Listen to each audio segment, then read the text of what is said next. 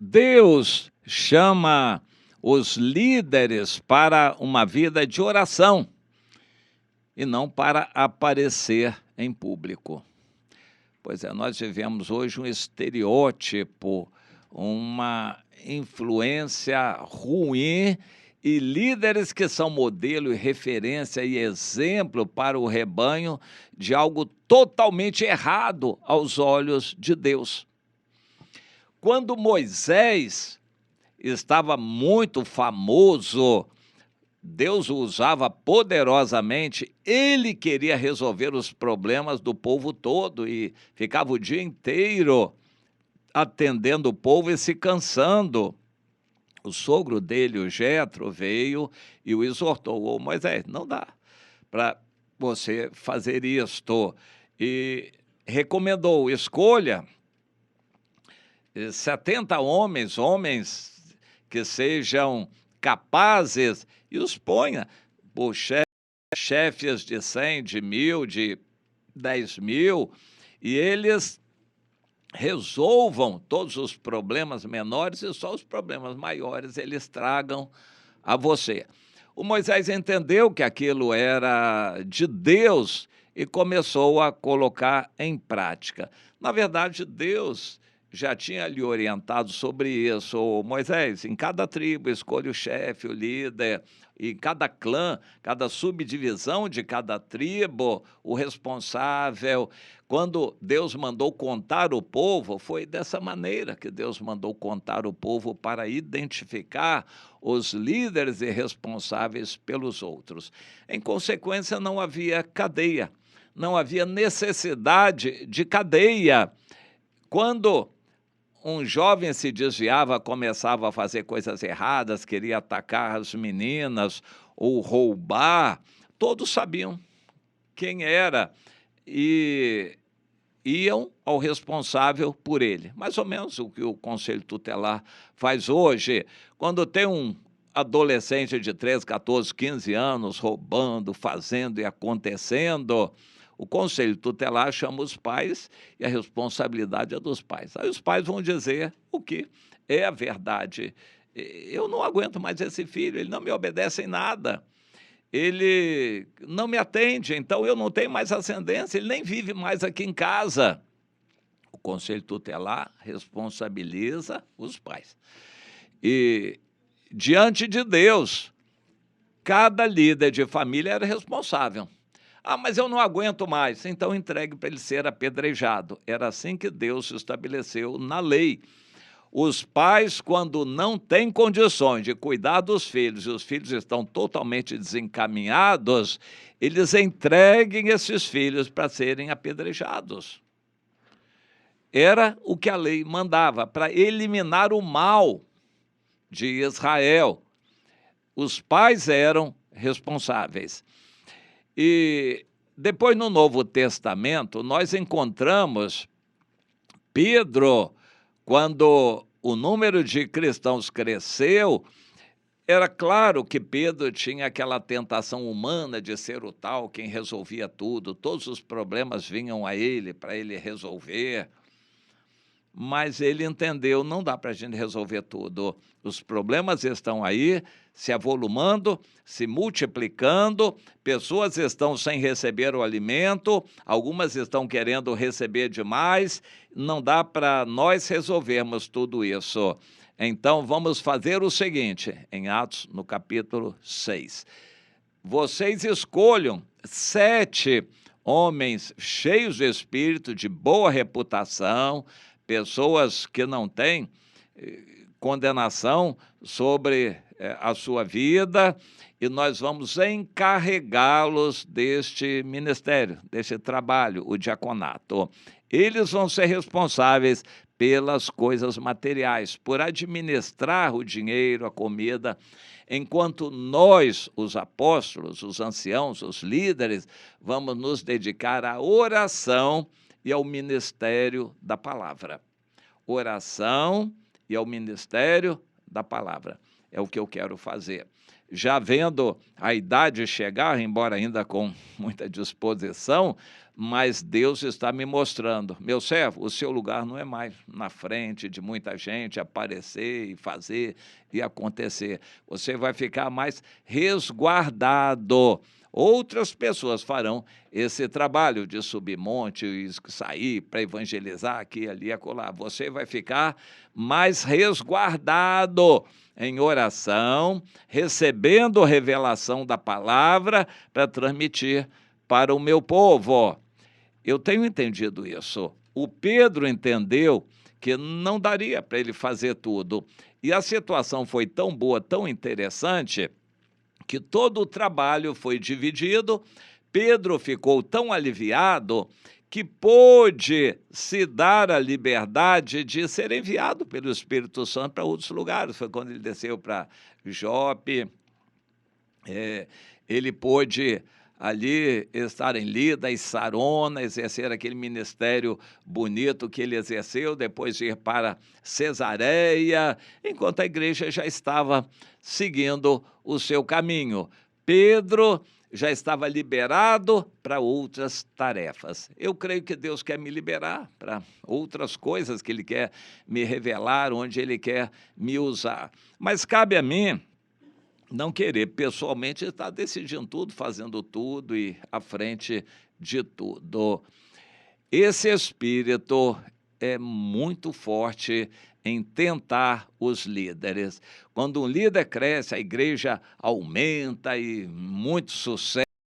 O que ele quer é se enfeitar, pentear, vestir uma roupa bem assim, atraente e gravar vídeos, se mostrar e botar um monte de gente para viralizá-lo. É por isso que há grandes pregadores. Não deveria haver grandes pregadores. Todos os cristãos deveriam ser pregadores, mas os grandes crescem em detrimento dos pequenos. Um dos grandes males do evangelho em nosso tempo são as igrejas grandes. As igrejas grandes são um estrago para o evangelho, porque quando reúne 1.000, 2.000, 5.000, 10, 20 mil pessoas num lugar, um monte de igrejas poderiam estar funcionando espalhadas, mas todos fecham suas portas e vêm fazer número, plateia para o grande líder que vai se mostrar ali. Afinal de contas, em geral, nem são reuniões tão espirituais assim, que nem poderia ser com a diversidade que há ali dentro. Há de tudo ali, gente satanista, gente carnal, vivendo em pecado, gente mal intencionada, gente que está ali rebelde, sem querer mudar. Outros estão fazendo fofoquinha na igreja, partidos, divisões, querem aproveitar oportunidades ali e todo mundo junto, formando um grande aglomerado, grande número de crentes para assistir o show do seu grande pregador lá na frente, que vai se mostrar e aparecer. Isso é um grande mal para a igreja em nossos dias. Deus não chama ninguém para ser grande assim, com toda certeza. Quem faz a igreja se afastar da simplicidade, você sabe quem é. Leia lá, 2 Coríntios 11, 3, para você não ter dúvida. A igreja é para ser simples, espalhada, todos os cristãos evangelizando, funcionando, cultuando a Deus em grupos pequenos e se espalhando como um fermento, como sal para salgar a terra. É assim que Deus planejou, e não grandes ajuntamentos e grandes igrejas. Pois é, enquanto há uma grande igreja aqui, centenas de outras poderiam estar atuando e elas são anuladas pela grandeza da grande igreja aqui. Isso é um estrago. Crentes que poderiam estar sendo usados, Deus tem dado dons a eles, eles nem têm coragem, porque eles não são grandes o suficiente para aparecer, para se mostrar. E a igreja fica assistindo o show desses grandes que, em geral, não têm tanta espiritualidade assim. Eles têm aparência, produção. O que eles estão fazendo ali é muito produzido, ensaiado, eles são atores representando um papel e as pessoas aplaudindo. Eles não têm tanta espiritualidade assim. É triste a gente ver essa situação. Deus não chama ninguém para isso, mas para oração e ministério da palavra, e não para parecer viralizar. Mas hoje os grandes estão numa disputa tremenda, uns ajudando os outros a se promoverem, viralizar na internet, fazer divulgação, propaganda. Existe um batalhão de pessoas pagas para pedalar, aumentar a exposição, a visualização de um grande líder, de propaganda, de publicidade, exaltado, um grande... Eu vou ser sincero com você, eu não acredito na salvação da maioria dos grandes. Seja grande cantor, grande líder, grande político, grande pregador, eu não acredito na salvação desses grandes. Não é pelo que eles pregam, porque eles pregam certo, bonito, eles receberam o dom, eles pregam aquilo que está na palavra, só que eles não vivem. Eles vivem uma vida de luxo, de riqueza, uma vida centrada em si mesmos, recebendo glória dos homens, tudo contrariando a palavra. Eles vão ser condenados pelo que praticam e não pelo que pregam, porque o que eles pregam é bom. E Jesus diz, tá bom, deixe que isso aconteça assim. Eles pregam, eu vou usar o que eles pregam para quem quiser receber. Agora, eles, pelo que praticam, não serão salvos. É triste isso. Jesus nos levantou essa questão. Grandes pregadores, cheios de glória humana, não vão ser salvos, vão ser rejeitados. E eles vão ficar estarrecidos e perguntarem, mas Senhor, por que logo eu, que fui tão importante, tão grande, eu preguei para multidões? Jesus vai dizer, eu nunca te conheci. O que você fez foi para você, eu apenas usei o que você pregava, mas você não é meu, eu nunca te conheci. Vai ser muito triste, muito triste. Eu conheci alguns grandes, e do que eu conheci, eu não assino sobre a salvação deles, mas não vou falar nisso, que a mim não me compete julgar. Eu quero focalizar isto. Projeto de Deus não é fazer grandes igrejas, isso é uma contraprodução. É por isso que Deus manda profecias. Esses grandes vão ser atacados e nós vamos assistir a um festival de queda de grandes líderes evangélicos. Infelizmente, eu não acompanho noticiário para a gente saber, mas eu creio que isso já está acontecendo, vai acontecer. Grandes líderes evangélicos causarão grandes escândalos, ficarão caídos, e grandes desses líderes, porque é a mão de Deus mostrando que não é o que Deus quer, que pessoas se façam grandes. Deus os quer na oração, lá no cantinho da oração, desenvolvendo intimidade com Deus. E também Deus manda profecias de que os templos grandes serão atacados. Na maior parte do mundo, isso já está acontecendo. No Brasil, vai acontecer. Certamente, governos vão perseguir bandidos, enfim, política vai perseguir os grandes templos. E cá para nós, não é difícil. Em geral, os grandes templos têm muitas fragilidades legais e não é difícil. Não é difícil fechar a maior parte dos templos quando se puser uma lei forte para funcionar. Leis já existem, praticamente impedindo a existência de templos. Quando essas leis forem colocadas em prática, grande parte dos grandes templos terão que ser fechados.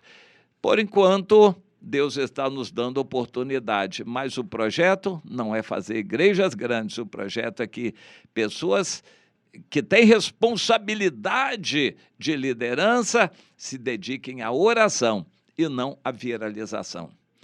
Grandes líderes deveriam se dedicar à oração e à intimidade com Deus, e não à viralização no mundo, na internet e na grande mídia.